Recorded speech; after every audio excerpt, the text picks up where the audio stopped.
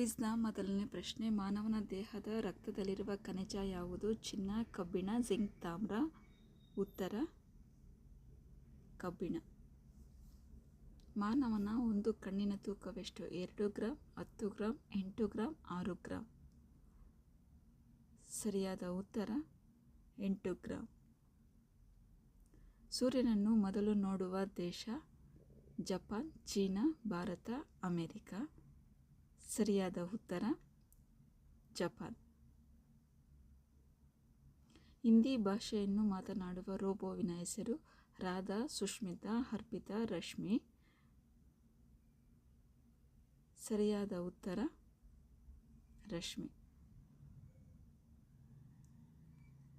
ಮುಂಬೈ ಯಾವ ರಾಜ್ಯದ ರಾಜಧಾನಿ? ಮಹಾರಾಷ್ಟ್ರ, ಕೇರಳ, ಗುಜರಾತ್, ಕರ್ನಾಟಕ. ಸರಿಯಾದ ಉತ್ತರ ಮಹಾರಾಷ್ಟ್ರ. Thank you.